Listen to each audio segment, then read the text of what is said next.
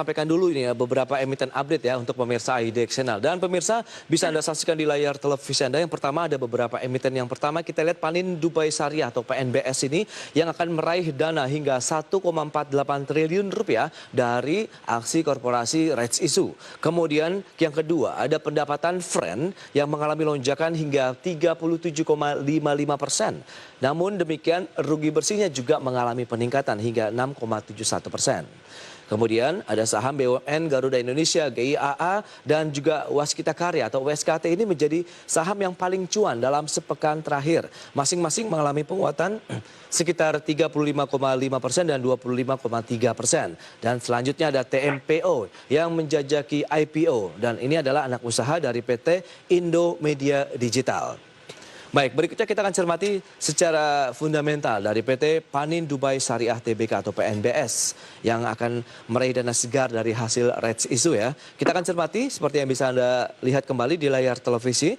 Kinerja pada penutupan Jumat kemarin mengalami lonjakan hingga 19,7%, berada di level 79. Kemudian year to date-nya masih dalam pergerakan yang positif juga, 58%. Sementara PE ratio 58,13, kemudian net profit 244 miliar rupiah, market cap-nya mencapai 1,85 triliun rupiah.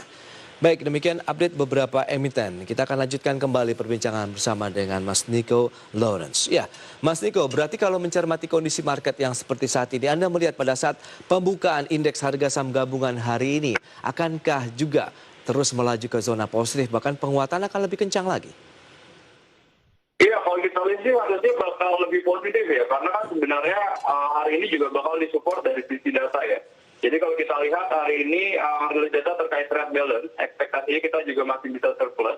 Kalau surplus itu bakal mitigate dari sisi currency volatility dan harusnya itu juga bakal jadi positif. Yep. Lalu sebenarnya juga banyak rilis data dari dalam negeri yang sebenarnya positif ya. Contohnya adalah acceleration buat perbaikan ekonomi nasional dananya itu udah contribution 55,1% dari total pagu anggarannya itu bakal positif. Support dari government juga sebenarnya kelihatan ya dari Banpres, lalu juga pemberian stimulus buat UMKM dan lain-lain. Jadi itu kita lihat sih bakal jadi booster juga nanti sebenarnya buat marketnya sih Mas. Oke, itu dia. Berarti kalau kita melihat dengan beberapa emiten yang sudah kita sampaikan tadi, ada Friend, PNBS, kemudian Garuda Indonesia dan Waskita Karya yang kemarin juga mengalami kenaikan yang cukup kencang, apakah kita bisa menjadikan mereka ataupun emiten-emiten tadi bagian daripada portofolio di awal pekan ini? Kita lihat saja seperti Friend, ada lonjakan hingga 37,55%, tapi rugi bersihnya juga masih ada. Di sisi lain, Garuda Indonesia dan Waskita Karya juga menjadi salah satu emiten yang memiliki cuan cukup tinggi di sepanjang pekan lalu. Bagaimana Anda melihatnya, Mas Niko? Iya, jadi kalau kayak misalnya ada dana asing, simpelnya itu sebenarnya gini sih. Kalau asing masuk, itu biasanya mereka aiming atau foundation awal adalah company-company yang sebenarnya punya kapital pasar besar sebenarnya. Oke. Atau yang ibaratnya dia punya trading liquidity. Nah, itu tuh biasanya akan reflected banget ke saham-saham perbankan. Sebenarnya saham perbankan, telekomunikasi, nah itu yang sebenarnya bakal positif. Apalagi sebenarnya kan kalau kita lihat tren belakangan ini, investor itu kan udah mulai switching ya. Mereka nggak melakukan pembelian saham yang satu-satu atau active manage. Cuma mereka banyak melalui passive manage, melalui pembelian EIDO. Atau yang ibaratnya iShares-nya buat Indonesia. Dan itu yang sebenarnya bakal driving-nya, bakal masuk ke big cap dulu. Jadi kalau dari sisi alokasi aset kita lebih lihat harusnya big cap bakal lebih perform sih masih harusnya small cap. Cuma small cap pun juga bakal didukung ya, kayak tadi rencana-rencana yang diberikan, kayak contohnya buat Waskita kenapa bisa positif. Jadi kalau kita lihat dengan adanya vaksin, development buat dari sisi pengerjaan kontrak itu bakal lebih cepat ya, karena kan ibaratnya concernnya kemarin buat di sektor infrastruktur, itu kan kalau misalnya ada PSBB, itu pengerjaannya agak terhambat. Intinya karena dengan adanya physical distancing, pengerjaan di lapangan itu dari sisi workers cuma sekitar 50-70%.